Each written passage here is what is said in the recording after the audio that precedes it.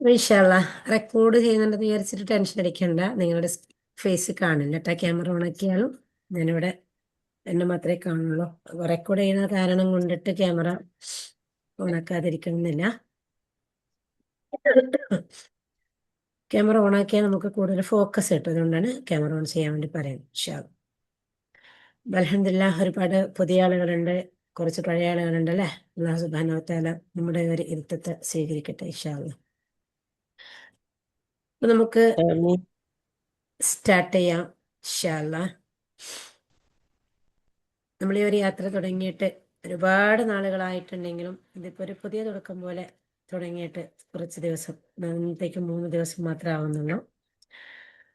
100 ദിവസം തികയാൻ പോവാണ് നമ്മുടെ ഈ ഒരു ക്ലാസ് ഫ്രീ ആയി കൊടുക്കാൻ തുടങ്ങിയിട്ട്. ഇനിയും നിങ്ങൾ ഒരുപാട് പേരിലേക്ക് ഇൻഷാ അല്ലാഹ് കൂടുതൽ കൂടുതൽ എത്തിപ്പിക്കാനും കൂടുതൽ ആളുകളിലേക്ക് നമുക്ക് രാവിലെ തന്നെ നമ്മളെ കൊണ്ട് പറ്റുന്ന രീതിയിൽ മാക്സിമം നമ്മളിലേക്ക് എത്തിപ്പിക്കാൻ ഓരോരുത്തരും സന്നദ്ധാവുക ഇൻഷാ അല്ലാഹ്. അതേപോലെ നമ്മളുടെ മെയിൻ ആയിരിക്കണ ഒരു കമ്മ്യൂണിറ്റി ഗ്രൂപ്പ് ഉണ്ട്. നിങ്ങൾക്ക് ഇപ്പോൾ ഈ ഗ്രൂപ്പ് ഏതെന്നാണോ എനിക്ക് കിട്ടി, നിങ്ങൾക്ക് ലിങ്ക് കിട്ടിയത് അവിടെ നിന്ന് എൻ്റെ നമ്പർ നിങ്ങൾക്ക് കിട്ടും. ആ നമ്പറിലൊന്ന് പേഴ്സണലി മെസ്സേജ് ചെയ്യുകയാണെങ്കിൽ നിങ്ങൾക്ക് കമ്മ്യൂണിറ്റി ഗ്രൂപ്പിൻ്റെ ലിങ്ക് അയച്ചുതരാം ഇൻഷാ അല്ലാഹ്. അതേപോലെ ക്ലാസ് യൂട്യൂബിൽ നിങ്ങൾക്ക് റെക്കോർഡ് വരുന്നുണ്ട്. യൂട്യൂബിൽ കണ്ടവർ ജസ്റ്റ് ഒന്ന് യൂട്യൂബിലൊന്ന് നിങ്ങൾക്ക് ഉള്ള എന്തെങ്കിലും ഒരു കമന്റ് അതിൽ നിന്ന് കൊടുക്കുകയാണെങ്കിൽ ഒന്നും കൂടി നന്നായിരിക്കും. നിർബന്ധിക്കുകയല്ല, എന്നാലും കമന്റ് ഒക്കെ കൊടുക്കുകയാണെങ്കിൽ കൂടുതൽ ആളുകളിലേക്ക് അത് കാണുമ്പോൾ ഉപകാരപ്പെടും. ഓക്കെ അല്ലേ, നമുക്ക് സ്റ്റാർട്ട് ചെയ്യാം. അപ്പൊ നമ്മള് ഇന്നലെ ചെറിയ രീതിയിൽ ഗ്രാറ്റിറ്റ്യൂഡിനെ കുറിച്ചിട്ടായിരുന്നു നമ്മൾ തുടക്കം കുറിച്ചിരുന്നത് അല്ലേ. അപ്പൊ എന്താണ് ഗ്രാറ്റിറ്റ്യൂഡ്, എന്തിനു വേണ്ടിയിട്ടാണ് നമ്മൾ ഗ്രാറ്റിറ്റ്യൂഡ് ചെയ്യാനുള്ളത് എന്നതിനെ കുറിച്ചിട്ടും ഗ്രാറ്റിറ്റ്യൂഡ് തെറാപ്പി എന്നതിനെ കുറിച്ചിട്ടൊക്കെ ചെറിയൊരു അവയർനെസ് മാത്രമാണ് ഇന്ന് നമ്മൾ നൽകിയിരുന്നത്.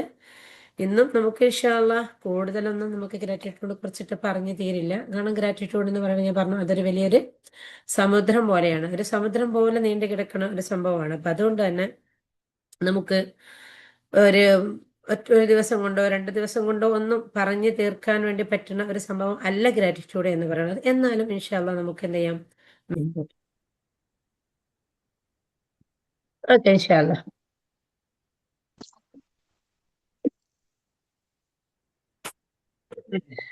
One minute.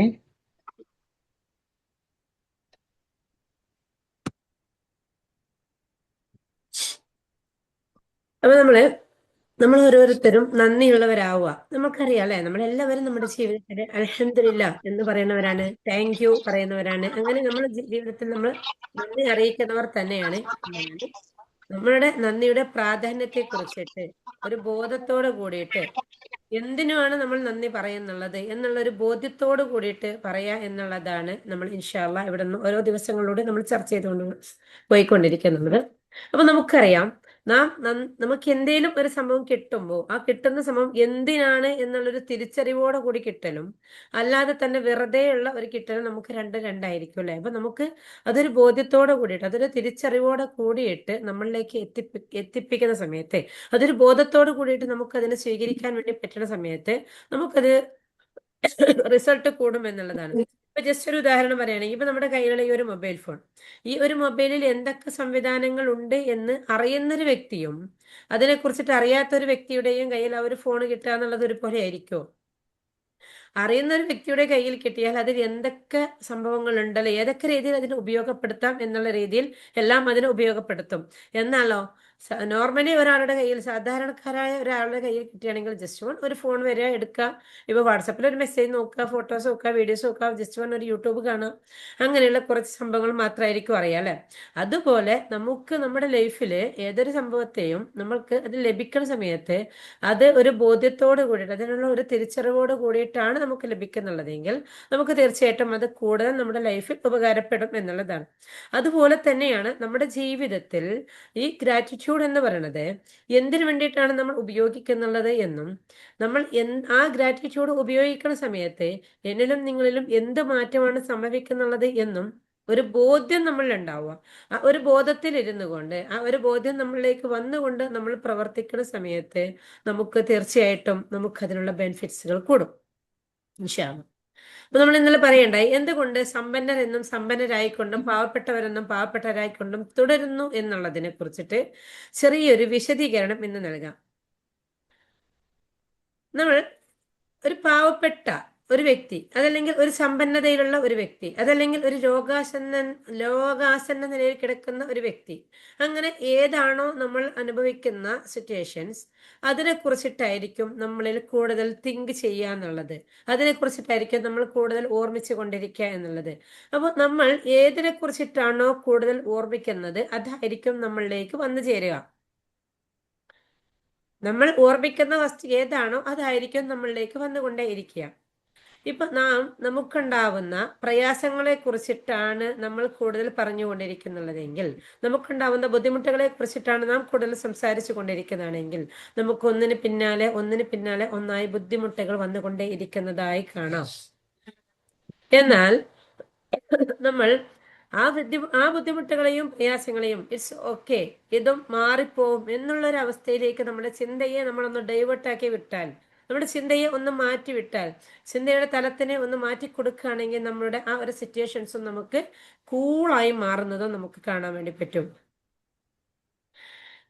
നമ്മളൊക്കെ ചെറിയ കുഞ്ഞു നാളിൽ ചിലപ്പോഴെങ്കിലും കണ്ടിട്ടുണ്ടാവാം, നമ്മുടെ വീടുകളിൽ ഇങ്ങനെ സഹായ അഭ്യർത്ഥനയ്ക്ക് വരുന്ന, ഭിക്ഷാടനത്തിന് വരുന്ന, അതല്ലെങ്കിൽ സ്പെസിഫിക് ആയിരിക്കണം നോമ്പിന്റെ സമയങ്ങളിലൊക്കെ പ്രത്യേകിച്ചിട്ടും പിന്നെ എന്തെങ്കിലും സഹായത്തിനൊക്കെ വരുന്ന ആളുകളെ കുറിച്ചിട്ട് ചിലപ്പോ നമ്മൾ ഇപ്പോഴും നോക്കിയാൽ അറിയാം, അവരിപ്പോഴും അവരുടെ കുട്ടികൾക്ക്, പേരക്കുട്ടികൾക്ക് വേണ്ടിയിട്ട് പോലും ഇപ്പോഴും അവർ ആ ഒരു യാത്ര തന്നെ നടത്തുന്നുള്ളത്. ശരിയല്ലേ? കണ്ടിട്ടില്ല അങ്ങനെ ചില ആളുകളെങ്കിലും? Yes or no? ജസ്റ്റ് ഒന്ന് ചാറ്റ് ബോക്സ്. അപ്പൊ എന്തുകൊണ്ടാണ് അങ്ങനെ ആയി പോകുന്നുള്ളത്? പ്രത്യേകിച്ച് നമ്മളൊന്ന് നോക്കിയാൽ അറിയാം. നമ്മുടെ അടുത്ത് ഒരാൾ ഒരു സഹായത്തിന് വരികയാണ്. സഹായത്തിന് വരുന്ന സമയത്ത് അവർ നമ്മുടെ അടുത്ത്, നമ്മൾ ചിലപ്പോൾ ഒരു 10 100 കൊടുക്കുകയാണെങ്കിൽ അവരെന്താ പറയാ?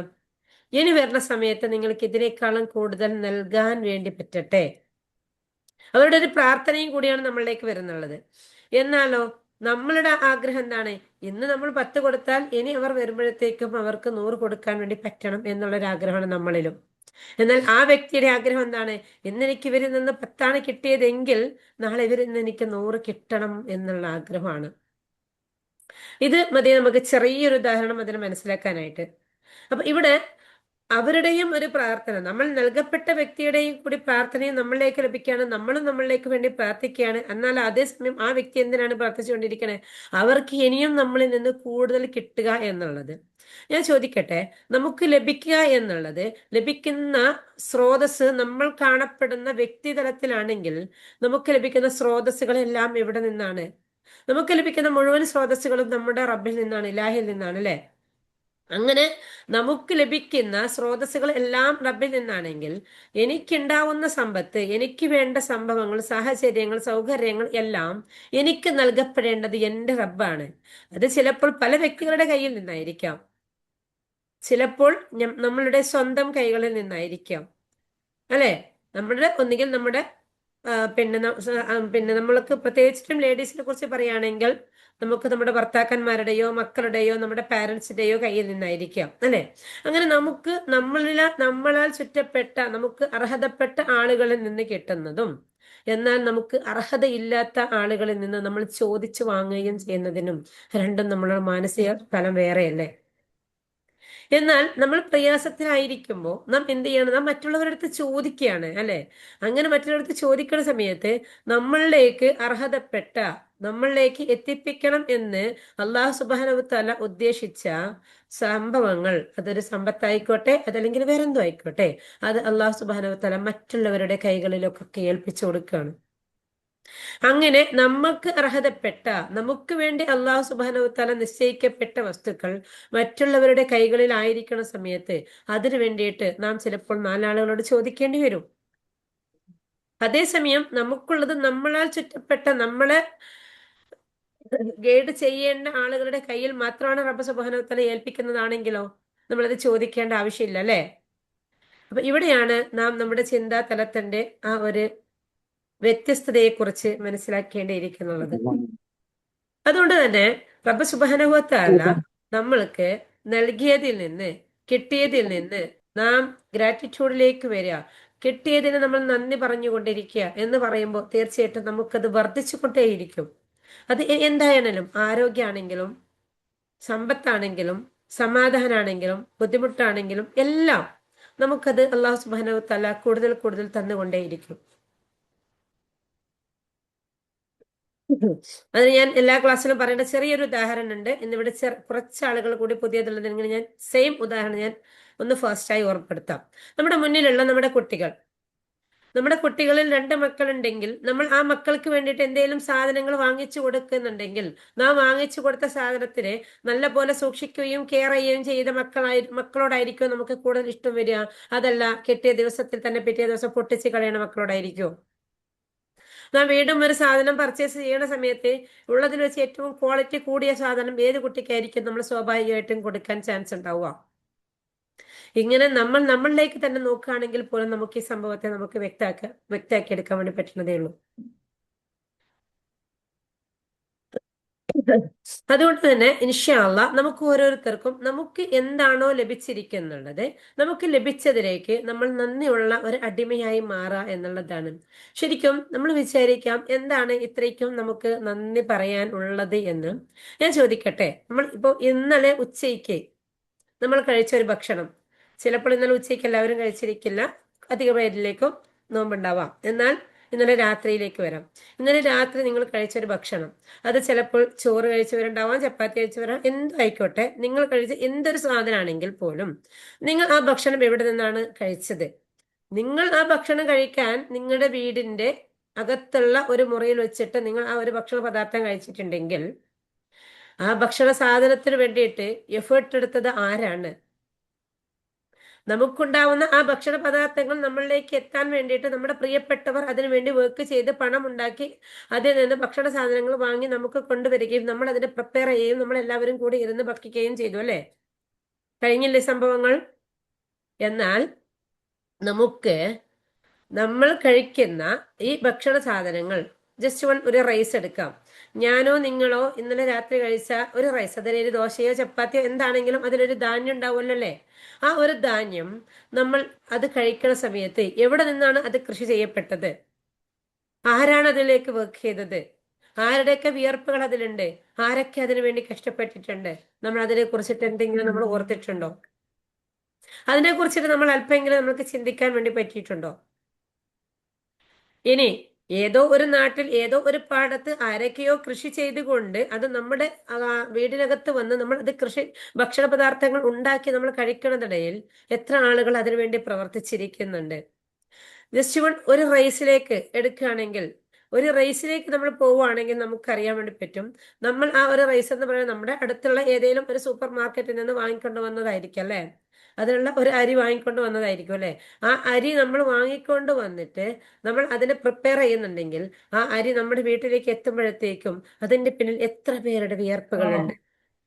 ജസ്റ്റ് നോക്കുകയാണെങ്കിൽ അതിനെ ഒരു പാക്കറ്റ്, മനോഹരമായ ഒരു പാക്കറ്റാക്കി മാറ്റണം എന്നുണ്ടെങ്കിൽ ആ പാക്കറ്റിലേക്കുള്ള ഒരു ഇങ്കിലേക്ക് നോക്കുകയാണെങ്കിൽ, ആ പാക്കറ്റിനെ സ്റ്റിച്ച് ചെയ്തതിലേക്ക് നോക്കുകയാണെങ്കിൽ, ഇനി അവിടെ നിന്ന് അത് ഇങ്ങോട്ടേക്ക് വന്ന് നമ്മുടെ വലിയ ലോഡ് കൊണ്ടുവരുന്ന വലിയ വലിയ വണ്ടികൾ നോക്കുകയാണെങ്കിൽ, അതിലുള്ള ഡ്രൈവറിനെ നോക്കുകയാണെങ്കിൽ, ഇനി ആ വണ്ടി നിർമ്മാതാക്കൾ, അല്ലെ? ആ വണ്ടി നിർമ്മിക്കണമെങ്കിൽ എന്തൊക്കെ വേണ്ടേ?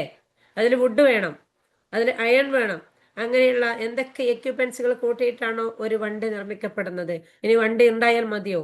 അതൊന്ന് ഓടണമെങ്കിൽ അതിൽ ഫ്യൂൽ, ഇന്ധനം നിറയ്ക്കണ്ടേ?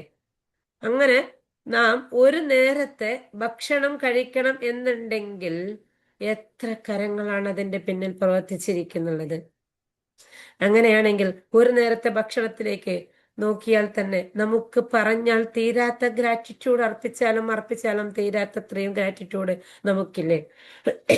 നാം ജനിച്ച ഇത്രയും നാളുകൾ കഴിഞ്ഞ ഇത്രയും വർഷങ്ങൾ ഞാനും നിങ്ങളും ഭക്ഷണം കഴിച്ചതിലേക്ക് എടുത്ത് നോക്കുകയാണെങ്കിൽ ഇനിയുള്ള ജീവിതം കാലം മുഴുവനും നമ്മൾ ഗ്രാറ്റിറ്റ്യൂഡ് പറഞ്ഞാൽ പോലും അതിന് പകരം കൊടുത്തതാവില്ല, അല്ലെ? ആവോ? ഇല്ല. ഇനി നമ്മൾക്കൊന്ന് ജസ്റ്റ് നോക്കുകയാണെങ്കിൽ നമ്മളൊരു യാത്രയാണ്, നമ്മളൊരു ബസ്സിലാണ് യാത്ര ചെയ്യണമെന്ന് വിചാരിക്കാം. നമ്മൾ ആ ബസ്സിൽ ഒന്ന് യാത്രയിലേക്ക് കയറുന്ന സമയത്ത് മുഷിഞ്ഞ വസ്ത്രധാരികളായി വന്ന് ആ ബസ്സിൽ കയറുന്ന വ്യക്തികളെ നാം നല്ല അയൺ ചെയ്ത നല്ല വസ്ത്രങ്ങളിട്ട് ആ ബസ് സീറ്റിൽ ഇങ്ങനെ ഇരിക്കുന്ന സമയത്ത് നമ്മൾ മെല്ലെ പുറകിൽ മറ്റ് കാല് സീറ്റ് ഇരിക്കുന്നുണ്ടെങ്കിൽ നമ്മൾ എന്താ ചെയ്യാ? നമ്മൾ സീറ്റിന്റെ ഇപ്പുറത്തേക്ക് മാറി വരും. എന്തുകൊണ്ട്? ആ മുഷിഞ്ഞ വസ്ത്രധാരി വന്നു നമ്മളടുത്ത് ഇരുന്ന് പോവരുത് എന്നുള്ളൊരു ചിന്തയാണ് നമ്മുടെ ഉള്ളിന്റെ ഉള്ളിൽ അറിയാതെ വന്നിരിക്കുന്നുള്ളത്, അല്ലെ? അപ്പൊ ഇവര് വന്ന് നമ്മുടെ അതെ. സീറ്റിലെങ്ങാനും ഇരുന്ന് പോവരുത് എന്നുള്ളൊരു ചിന്ത നമ്മുടെ ഉള്ളിലേക്ക് വരികയും നാം ആ ഒരു ചിന്തയോട് കൂടി സീറ്റിന്റെ ഒരു അരികിലേക്ക് നമ്മൾ അങ്ങോട്ട് മാറിയിരിക്കുകയും ചെയ്യും. നമ്മുടെ കൈകളിൽ എന്തെങ്കിലും സാധനം ഉണ്ടെങ്കിൽ സീറ്റിന്റെ മറ്റേ സ്ഥലത്ത് എടുത്തു വെക്കും, അല്ലെ? അപ്പൊ ഇങ്ങനെ ചെയ്ത് ആ വ്യക്തി നമ്മുടെ സീറ്റിൽ ഇരിക്കാതിരിക്കാൻ വേണ്ടിയിട്ട് നോക്കും. കാരണം അവിടെ മറ്റു സീറ്റുകൾ ഉണ്ടല്ലോ, അവിടെ ഇരുന്നോട്ടെ എന്നുള്ളൊരു ചിന്തയിൽ. ഇനി അഥവാ അവർ വന്ന് നമ്മുടെ അടുത്തൊന്ന് ഇരിക്കുകയാണെങ്കിലോ, നമ്മൾ മെല്ലെ നമ്മുടെ വസ്ത്രങ്ങൾ അവരുടെ ദേഹത്തെ തട്ടിപ്പോകരുത് എന്നുള്ള രീതിയിൽ നമ്മൾ ഇങ്ങനെ ഒതുങ്ങി ഒതുങ്ങിയിരിക്കും. ശരിയല്ലേ? ശരിയാണ്. ഇനി ഞാൻ ചോദിക്കട്ടെ, ഇവർ എന്തുകൊണ്ട് ഈ ഒരു മുഷിഞ്ഞ വസ്ത്രധാരികളായി നമ്മുടെ ബസ്സിൽ കയറി? അവർ ചിലപ്പോൾ ആ പാടത്ത് രാവിലെ മുതൽ വൈകുന്നേരം വരെ പണിയെടുത്ത് അവർ വിയർപ്പിലും ചെളിയിലും മുങ്ങിക്കുളിച്ച് വരുന്നുണ്ടെങ്കിൽ, സത്യം പറയുകയാണെങ്കിൽ അവർ ആർക്ക് വേണ്ടിയിട്ടാണ് അവർ ആ വർക്ക് ചെയ്തത്? അവരങ്ങനെ ആ പാടത്ത് പോയി കഷ്ടപ്പെട്ടത് കൊണ്ടല്ലേ ഞാനും നിങ്ങളും ഇന്ന് ഈ അയൺ ചെയ്ത ഡ്രസ് ഇട്ട് ഇങ്ങനെ ഇവിടെ ഇരിക്കുന്നുള്ളത്, അല്ലെ? നമുക്ക് ഇത്രയും മനോഹരമായിട്ട് ഇരിക്കാൻ വേണ്ടിയിട്ട് അവരല്ലേ സത്യത്തിൽ ഈ ഒരു വേദനകൾ സഹിച്ചത്? യെസ്. ഇനി ജസ്റ്റ് വൺ നോക്കുകയാണെങ്കിൽ ബസ്സിൽ മറ്റ് സീറ്റുകളൊന്നും ഇല്ല എങ്കിൽ അവർ ബസ്സിന്റെ നിലത്തിൽ പോലും അവർ ഇരിക്കും. അവർ നിലത്തിരിക്കുന്ന കാണുമ്പോൾ നമ്മളൊന്ന് ഒരു അമർഷമായിരിക്കും നമ്മുടെ മുഖത്ത്. എന്തിനാണ് ആ നിലത്തിരിക്കുന്നുള്ളത് എന്നുള്ള ഒരു കാഴ്ചപ്പാടിൽ. എന്നാൽ അവർ ആ രാവിലെ മുതൽ വൈകുന്നേരം വരെ അവിടെ നിന്നു കുനിഞ്ഞു ആ വർക്ക് ചെയ്ത് അവരുടെ ആ ഒരു നട്ടെല്ലൊന്ന് നിവർത്താൻ വേണ്ടിയിട്ട്, അവരുടെ ഊരയുടെ വേദന ഒന്ന് മാറ്റാൻ വേണ്ടിയിട്ടായിരിക്കാം അവർ അവിടെ ഇരിക്കുന്നുള്ളത്. എന്നാൽ അവരെ ഒന്ന് കാണുന്ന സമയത്ത് നാം നമ്മുടെ വീട്ടിൽ AC റൂമിൽ ഇരുന്നു കൊണ്ട്, അതല്ലെങ്കിൽ നമ്മൾ അത്രയും സുഖ സൗകര്യത്തിൽ ഇരുന്നു കൊണ്ടാണ് ഈ ബസ്സിലേക്ക് വന്ന് കയറിയിരിക്കുന്നത്. അവർ അത്രയും വേദനിച്ചാണ് വരുന്നത്. അവർ ഒന്ന് ഇരുന്നോട്ടെ എന്ന് വിചാരിച്ച് എനിക്കും നിങ്ങൾക്കും എഴുന്നേറ്റ് സീറ്റ് കൊടുക്കാനൊന്ന് തോന്നാറുണ്ടോ? എന്നാൽ അതേസമയം നമ്മുടെ ബസ്സിലേക്ക് ഏതെങ്കിലും വലിയ പ്രൊഫഷണൽ ആയിരിക്കുന്ന ഏതെങ്കിലും ഒരു വ്യക്തി വരികയാണെങ്കിൽ നാം പെട്ടെന്ന് തന്നെ എഴുന്നേറ്റ്, വേറെ സീറ്റ് ഉണ്ടെങ്കിൽ പോലും നമ്മൾ അവർക്ക് എഴുന്നേറ്റ് സീറ്റ് കൊടുക്കുമോ ഇല്ലയോ? നാം നമ്മിലേക്ക് മാത്രം ഒന്ന് നോക്കുക. നമ്മുടെ മുന്നിലേക്ക് വന്നിരിക്കുന്നത് ഒരു ഹയർ പ്രൊഫഷനിലുള്ള ഒരു വ്യക്തിയാണെങ്കിൽ മുൻവശത്ത് വേറെ സീറ്റ് ഉണ്ടെങ്കിൽ പോലും നമ്മൾ നമ്മുടെ സീറ്റ് എഴുന്നേറ്റ് അവർക്ക് കൊടുക്കുമോ ഇല്ലയോ? കൊടുക്കും. ഇവിടെയാണ് നാം നമ്മളിലേക്ക് തന്നെ ഒരു തിരിച്ചുപോക്ക് നടത്താൻ, നാം നമ്മളുടെ ഉള്ളിലേക്ക് നോക്കുക എന്ന് പറഞ്ഞത്. ജേർണി ടു ദ സെൽഫ് എന്ന് നമ്മുടെ ആ ഒരു ഗ്രൂപ്പിൽ തന്നെ പേര് കൊടുക്കാനുള്ള, ക്ലാസ്സിനൊക്കെ ഒരു പേര് കൊടുക്കാനുള്ള കാരണം തന്നെ അതാണ്. നമ്മൾ നമ്മളെ തിരിച്ചറിയാം.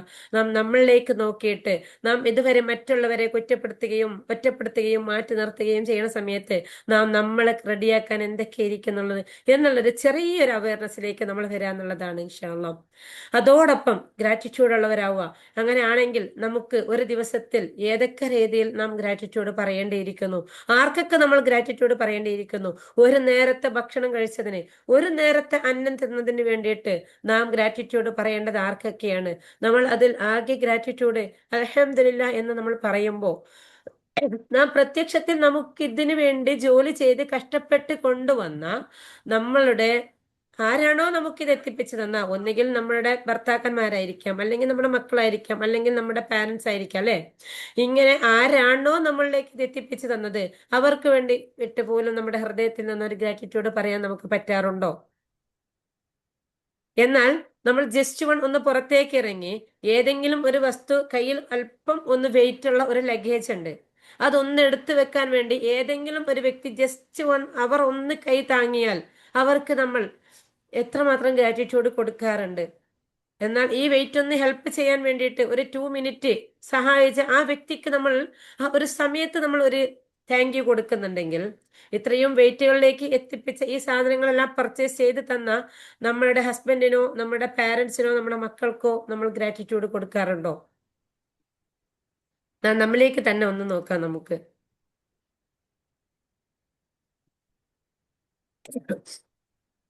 ഇവിടെ സ്റ്റെക്ക് അല്ല, ഇൻഷാ അല്ലാഹ് റെക്കോർഡിൽ ഒന്ന് നോക്കാം. എല്ലാവർക്കും സ്റ്റെക്ക് ഉണ്ടോ?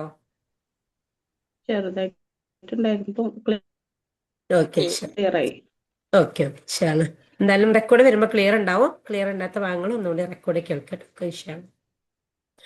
അപ്പൊ ഇൻഷാല്ല നമുക്ക് ഓരോരുത്തർക്കും നമ്മിലേക്കൊന്ന് നോക്കാനും നമുക്ക് റബ്ബ് സുബ്ഹാനഹു വ തആല നൽകി നമുക്ക് റബ്ബ് സുബ്ഹാനഹു വ തആല നമുക്ക് റബ്ബ് സുബ്ഹാനഹു വ തആല നൽകിയിരിക്കുന്ന അനുഗ്രഹങ്ങളെ നമുക്ക് കൂടുതൽ കൂടുതൽ ഫോക്കസ് ചെയ്യാനും നമുക്ക് അനുഗ്രഹമുള്ളവരായി ഗ്രാറ്റിറ്റ്യൂഡ് ഉള്ളവരായി മാറാനും നമുക്ക് റബ്ബ് തൗഫീഖ് ചെയ്യട്ടെ. നമുക്ക് ഏതൊക്കെ തലങ്ങളിൽ നമുക്ക് ഗ്രാറ്റിറ്റ്യൂഡ് നൽകാൻ വേണ്ടി പറ്റുമോ അവിടങ്ങളിലെല്ലാം നമുക്ക് വർധനവുണ്ടാവാം ഇൻഷാ അല്ലാഹ്. നമുക്ക് ഇന്ന് മുതൽ ഒരു കുഞ്ഞു വർക്കുണ്ട്. നിലവിൽ നമ്മളുടെ ക്ലാസ്സിൽ പങ്കെടുത്ത് ചെയ്യുന്നവർ തുടർന്നു കൊണ്ടിരിക്കുന്നവർക്കാണ്. എന്നാൽ പുതുതായി വന്നവർക്ക് കൂടി ഒന്നുകൂടി പറഞ്ഞുതരാം. നിങ്ങൾ ചെയ്യേണ്ടത്, നിങ്ങൾ നല്ലൊരു പുസ്തകം എടുക്കുക. പുതുതായി വന്നവരോടാണ്, അല്ലാത്തവർ കണ്ടിന്യൂ ചെയ്യാം. നല്ലൊരു മനോഹരമായ ഒരു പുസ്തകം എടുക്കുക.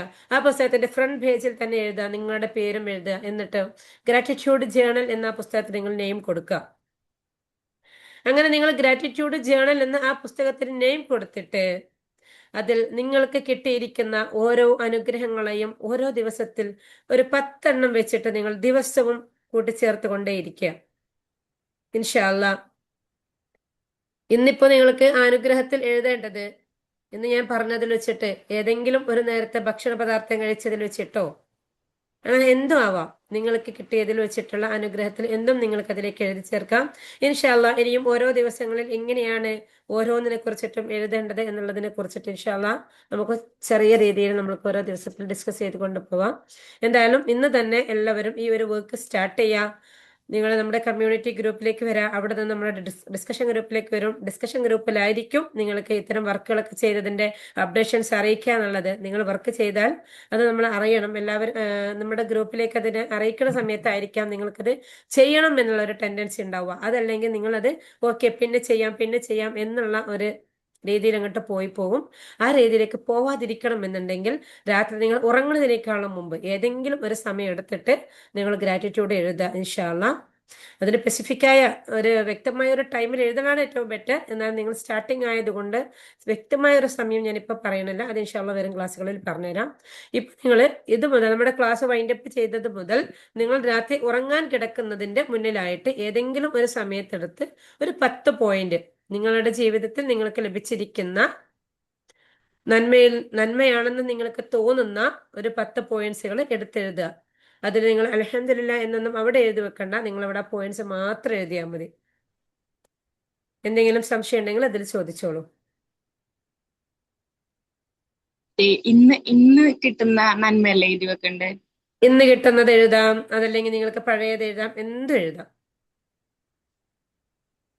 10 പോയിന്റ്സ് ഉണ്ടായാൽ മാത്രം മതി. ഓക്കെ അല്ലേ? ഓക്കെ ഇൻഷാല്ല. അപ്പൊ നമുക്ക് പ്രോസസ്സിലേക്ക് ഇരിക്കാം. എല്ലാവരും സ്ട്രൈറ്റ് ആയിട്ട് ഇരിക്കുക. ഫോണൊക്കെ ഒരു സ്ഥലത്ത് മാറ്റി വെക്കുക. കിച്ചണിലൊക്കെ ഓടി നടക്കുന്നുണ്ടെങ്കിൽ ഒരു 5 മിനിറ്റ് ഇവിടെ മാത്രം ഫോക്കസ് കൊടുക്കുക ഇൻഷാല്ല.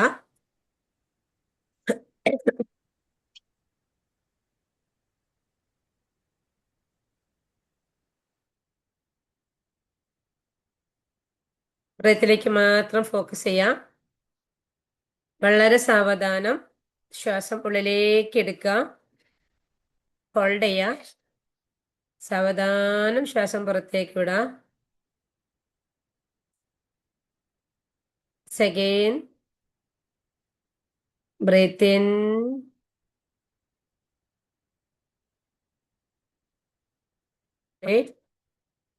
Breath out.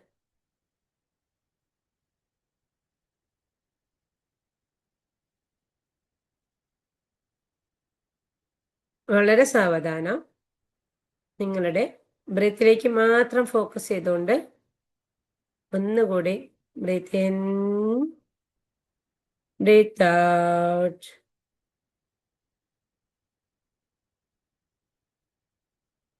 ശ്വാസം ഉള്ളിലേക്ക് പോകുമ്പോൾ നിങ്ങളുടെ മൂക്കിന്റെ അറ്റത്തിലുണ്ടാവുന്ന ചെറിയൊരു തണുപ്പിനെ നിങ്ങൾക്ക് ഫീൽ ചെയ്യാൻ വേണ്ടി പറ്റുന്നു.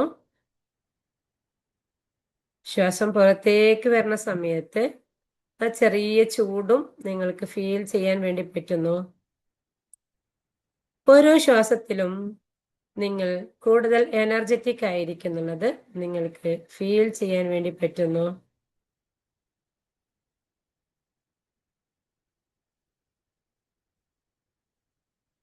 ഈ അന്തരീക്ഷത്തിൽ നിന്നുള്ള എല്ലാ പോസിറ്റീവ് എനർജിയും നിങ്ങളുടെ ബ്രീത്തിന്റെ കൂടെ നിങ്ങളുടെ അകത്തേക്ക് പ്രവേശിക്കുന്നതായി നിങ്ങൾക്ക് ഫീൽ ചെയ്യാം.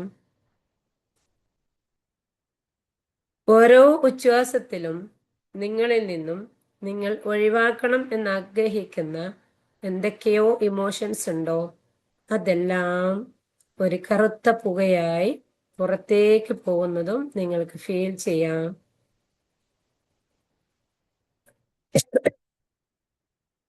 നിങ്ങളുടെ അകത്തേക്ക് ശ്വാസം ഒരു സ്വർണ പ്രകാശം പോലെ പ്രവേശിക്കുന്നത് നിങ്ങൾക്ക് ഫീൽ ചെയ്യാം.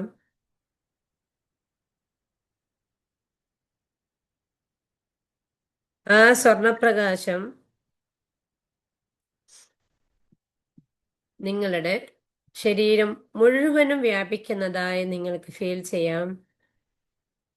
നിങ്ങളുടെ ശരീരത്തിൽ എവിടെയെങ്കിലും വേദനയോ ബുദ്ധിമുട്ടോ തരിപ്പോ പ്രയാസമോ എന്തെങ്കിലും അനുഭവപ്പെടുന്നുണ്ടെങ്കിൽ ഈ സ്വർണപ്രകാശത്തിന്റെ ഒരു തലോടലോട് കൂടി ആ പ്രയാസങ്ങൾ അവിടെ നിന്നും ഇല്ലാതായി പോകുന്നത് നിങ്ങൾക്ക് ഫീൽ ചെയ്യാം.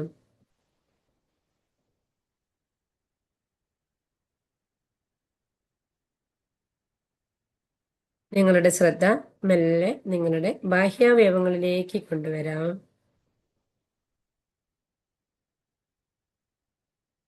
നിങ്ങളുടെ ആന്തരിക അവയവങ്ങളിലൂടെ സ്വർണപ്രകാശം പ്രവഹിച്ചു കൊണ്ടിരിക്കുമ്പോൾ നിങ്ങളുടെ ബാഹ്യാവയവങ്ങളിൽ എവിടെയെങ്കിലും നിങ്ങൾക്ക് വേദനയോ ബുദ്ധിമുട്ടുകളോ അനുഭവപ്പെടുന്നുണ്ടെങ്കിൽ, എന്തെങ്കിലും സ്കിൻ പ്രോബ്ലംസ് അനുഭവപ്പെടുന്നുണ്ടെങ്കിൽ, അതെല്ലാം ഈ ഒരു സ്വർണപ്രകാശത്തിന്റെ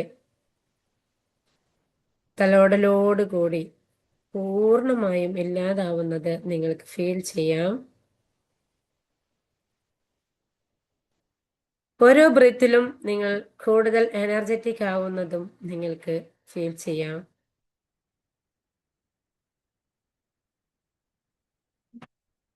നിങ്ങളുടെ ശ്രദ്ധ മെല്ലെ നിങ്ങൾക്ക് കിട്ടിയുള്ള അനുഗ്രഹങ്ങളിലേക്ക് കൊണ്ടുവരാം.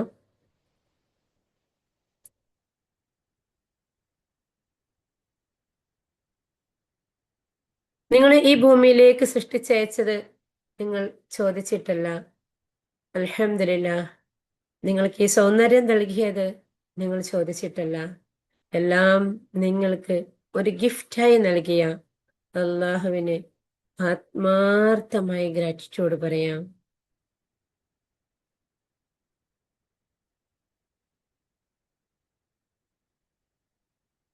നിങ്ങളുടെ ശ്രദ്ധ മെല്ലെ നിങ്ങളുടെ ബോഡിയിലേക്ക് തന്നെ കൊണ്ടുവരാം. നിങ്ങളുടെ രണ്ട് കൈകളും പൂർണ്ണമായും ആരോഗ്യത്തോടെ കൂടി ഇപ്പോഴും ചലിച്ചു കൊണ്ടിരിക്കുന്നുള്ളതിന്, അതിനെ ചലിപ്പിക്കുന്ന നാഥന് ആത്മാർത്ഥമായ ഗ്രാറ്റിറ്റ്യൂഡ് പറയാം. നിങ്ങളുടെ രണ്ട് കാലുകളും ഇപ്പോഴും ചലിച്ചു കൊണ്ടിരിക്കുന്നുള്ളതിന്, നിങ്ങൾക്ക് ഉദ്ദേശിച്ച സ്ഥലങ്ങളിൽ മൂവ് ചെയ്യാൻ വേണ്ടി പറ്റുന്നുള്ളതിന് നിങ്ങൾക്ക് ആത്മാർത്ഥമായും ഗ്രാറ്റിറ്റ്യൂഡ് പറയാം.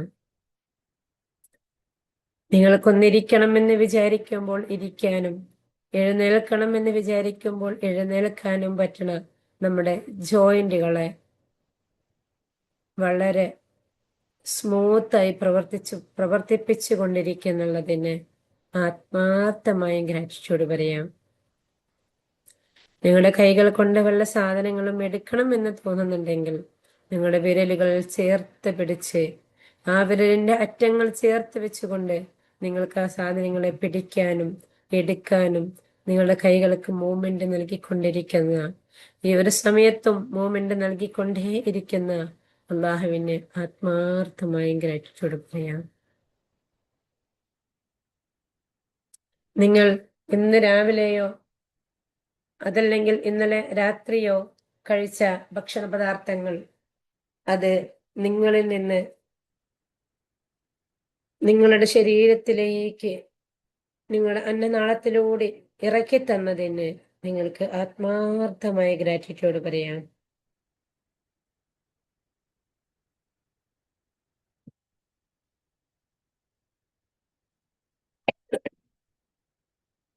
നിങ്ങൾക്ക് ദാഹം തോന്നുന്ന സമയത്ത് കുടിക്കാനുള്ള വെള്ളം ഇത് ജസ്റ്റ് വൺ എവിടെ നിന്നാണോ ലഭിച്ചത്, നിങ്ങൾ കുടിച്ച വെള്ളത്തിന്റെ പിന്നിൽ ആരുടെയൊക്കെയോ കരങ്ങളുണ്ടോ, ആരൊക്കെയോ അതിനു വേണ്ടി പ്രവർത്തിച്ചിട്ടുണ്ടോ?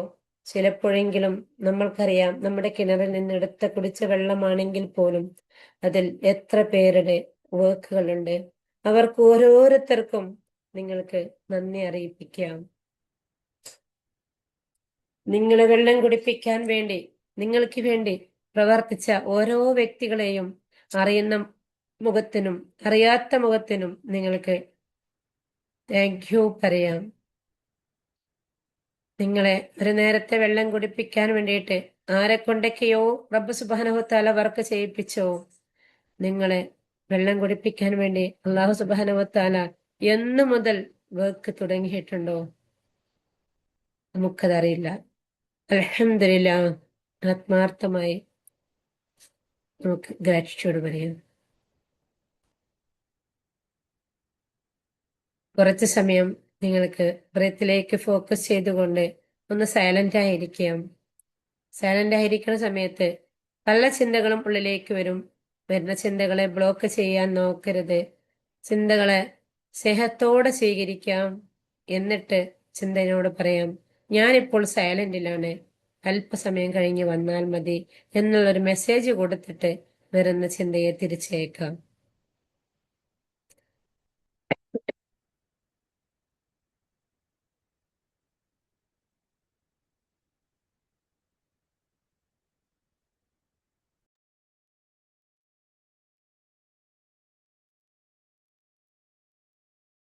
ഒന്നുകൂടെ ബ്രീത്തിലേക്ക് മാത്രം കോൺസെൻട്രേഷൻ ചെയ്യാം.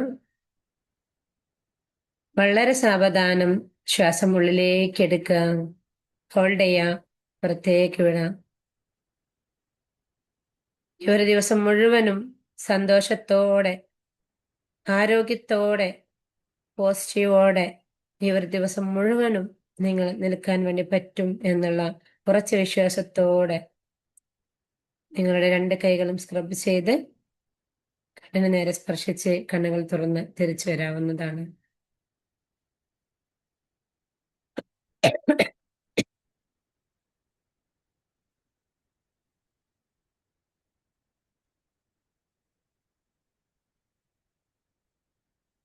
ഇൻഷാ അല്ലാഹ് എല്ലാവരും തിരിച്ചു വന്നിട്ടുണ്ടാവും എന്ന് വിചാരിക്കുന്നു. എന്തെങ്കിലും അനുഭവം പറയാനുണ്ടെങ്കിൽ ഒന്ന് ഷെയർ ചെയ്യാം. അല്ലെങ്കിൽ സംശയം എന്തെങ്കിലും ചോദിക്കുകയാണെങ്കിൽ ചോദിക്കാം. അല്ലെങ്കിൽ നമുക്ക് മൈൻഡ് പേപ്പ് ലിങ്ക് കട്ടാവും.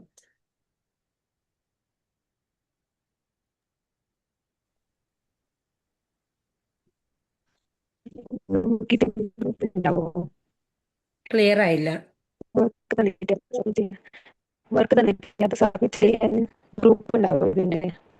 ഇതിന്റെ ഗ്രൂപ്പ് ഉണ്ട്. നിങ്ങൾ വോയിസ് എല്ലാം ക്ലിയർ ആവുന്നില്ല. പിന്നെ നിങ്ങളൊന്ന് പേഴ്സണലി മെസ്സേജ് ചെയ്യട്ടാ. എന്റെ നമ്പർ ഉണ്ടല്ലോ.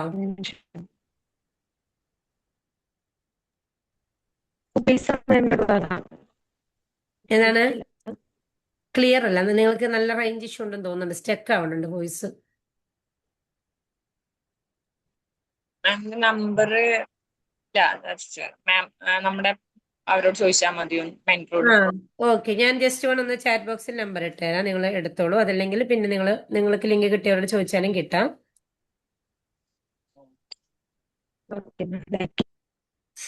8547881844. അത് വാട്സപ്പ് നമ്പറാണ് കേട്ടോ. അതിൽ കോൾ ചെയ്താൽ കിട്ടില്ല, വാട്സപ്പ് മാത്രമേ കിട്ടുള്ളൂ. 8547881844.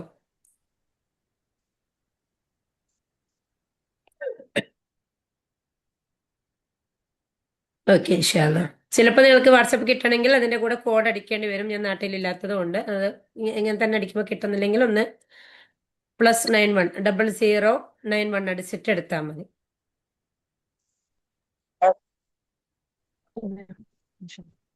ഓക്കെ, ഇൻഷാല്ലാ.